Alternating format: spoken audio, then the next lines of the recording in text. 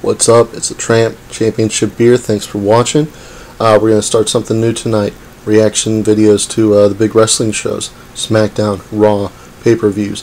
Might even do some TNA, some NXT, some Lucha Underground. We'll see what happens. I'm not going to hit every single show. I'm not always going to be home for them.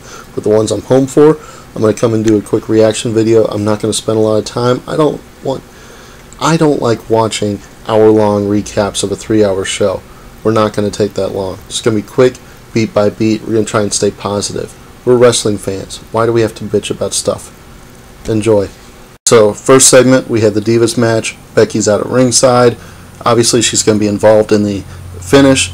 One thing she said on commentary that I thought was really cool was that she was going to applaud her own victory at WrestleMania with the disembodied arms of Charlotte and Sasha when she pulled them off, part of her disarmor thing. She didn't say it in those words, but that's what she said. Thought it was cool. Nobody really picked up on just how sadistic it was, which is probably good that they let it go. She put over how important WrestleMania is, that she's going to be in the ring with the very best on the biggest stage, that it's a huge deal. Even if she loses, it's still huge to her to be out there, which I think puts over the importance of the match or the importance of the stage. It's a WrestleMania that doesn't feel like it's had enough of a build, so anything like this is good. I did not expect Sasha to get the win. Shows that Charlotte's vulnerable going in. Huge fan of all three women involved. I like Becky coming in, clearing house, and then Sasha getting the backstabber on Charlotte at the end. Showed that Charlotte needs to watch her back, that she could very easily be leaving WrestleMania without the title. I'm a big fan of Charlotte. I want her to win. But honestly, if I was betting, I would not bet on it. Tonight, I am drinking the Stone Enjoy by 12/25/15. You might look at today's date and realize that this is not exactly fresh. It's still a good beer. It's a good IPA. But if I would have drank it on time, it'd be damn good. Fresh, it's so deliciously bitter. That's my fault. Segment 2, we had the New Day come out. Hot garbage, bootios. Putting all that stuff over, trying to get all the fan cheers now that they've been getting the whole time. League of Nations comes out. You got Rusev, Barrett, and Sheamus out. Sheamus knows how to wrestle as a big power guy style, same as Cena, same as Roman Reigns.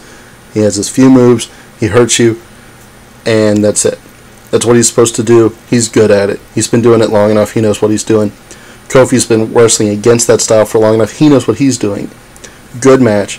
Now that they're supposed to be getting cheers, he's doing a lot more agility moves. The flip over the top rope to the outside was amazing. Didn't touch the rope at all. He's damn good. I think when the New Day finally breaks up, which is hopefully going to be another couple years, he's going to be the biggest star to come out of it. All three are probably going to be stars, but I think he's going to be the one that goes the furthest out of it.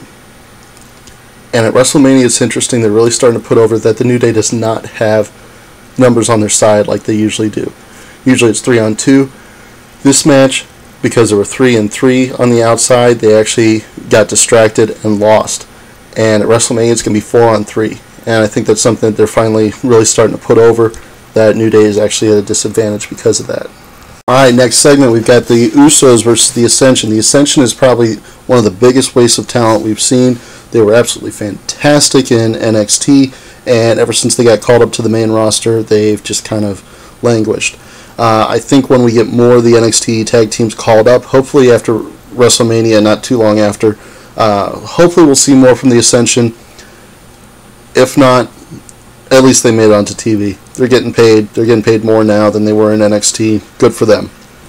Usos with the table attack on the Ascension after the match, quick match, and then they put the Ascension through the tables to taunt the Dudleys. People are going to complain that it was a ruthless assault on a tag team they dominated, but really ever since the mid-90s, since the Dudley Boys started putting people through tables, that hasn't necessarily been a bad guy thing. People want tables. People want bad guys like the Ascension to go through tables. I'm hoping that what we got to see afterwards was that we're going to see Bubba versus Roman in the main event. I really like Bubba as a singles wrestler. Obviously, he's most valuable as a tag team wrestler as part of the Team 3D Dudley Boys, but he was really good in his first singles run in WWE when they split up the teams for the roster split, and he was the bright spot in Aces and Eights in TNA. He really carried that well until he got the belt and TNA didn't know what to do with him. But he's really good. I'm hoping we're going to get to see a nice, good match with some length to it, but I'm not too optimistic about it. Same hype video as from Raw for Shane versus Undertaker. I'm really looking forward to the match. The hype video is great, but it's the same video we saw Monday.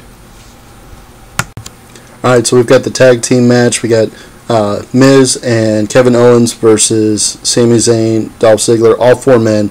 Brilliant wrestlers, fantastic wrestlers. They all belong in the Intercontinental Championship scene. I don't know why they're not making a bigger story out of the personal issue between Sami Zayn and Kevin Owens. The commentators are putting it over, but there hasn't been enough between the two of them to kind of push it. There needs to be more verbal between them and not as much physical. I don't think they need to be in the ring together as often as they are. I think they need to be kept apart until WrestleMania to really kind of build up to that. The people that have been following them know the story, and they're going to want to see it happen anyway. You're giving it away free. The people that haven't been following them don't have any real reason to know why it's a big deal.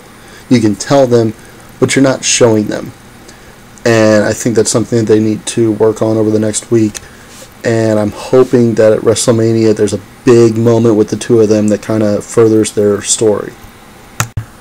Alright, so I like the finish to the match. I like the other three that were added to the situation on Monday, coming out and keeping Kevin Owens from leaving. They're in a tough spot with Kevin Owens and Sami Zayn. They can't have them interact too much, but they can't not have them do anything. The real money with them is down the line in a one-on-one match that we're not seeing yet because we've got this ladder match going on. I want to see Kevin Owens hurt Sami Zayn at WrestleMania. Take away his WrestleMania moment. People are really going to sympathize with Sami if that happens. It sets up their match later on. I think that's what the best case scenario is. I think it was really cool to see Zack Ryder standing tall at the end of the schmaz. That's a guy that has a lot more potential than we're seeing used from him. I think that's why they sent him down to work with Mojo Rawley on NXT. I don't think he's getting punished. I don't think he's getting told to develop. I think he's trying to bring something out of Mojo, and they're hoping that that gives something to Zack Ryder, gives him something to do when Mojo comes back to the main roster with him. I hope. I don't know. We'll see. Then we got the recap of Roman Reigns assaulting Triple H on Raw. We always get the recaps on SmackDown. Roman comes out.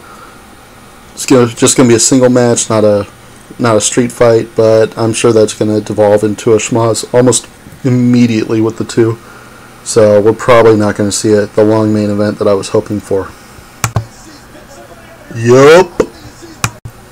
Quick note, latex pajamas are uncomfortable. They're not worth it. Don't get them.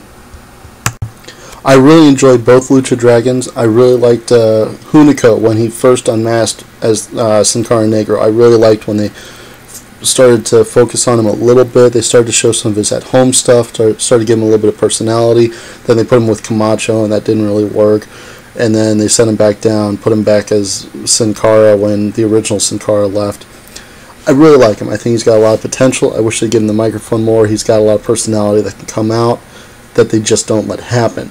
I like that he got a little bit of time today speaking backstage before he left, and then that Ryback promo. Ryback's current heel thing, I guess, is just to deliver rambling promos. Not my thing. Don't care for it. Don't like it. AJ's coming up. Big fan. Should be a great match. People have been complaining a lot about Tyler Breeze getting buried. Tyler Breeze was never going to be a major player in WWE. It would have been nice if he could have been in the Intercontinental Championship scene, the U.S. title scene. It would have been nice.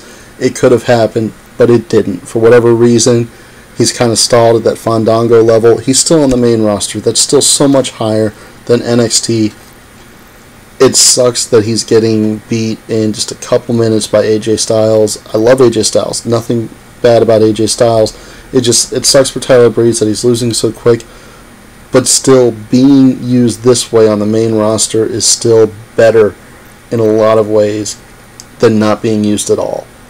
So yeah, it would have been great to see him used differently, but don't feel too bad for him.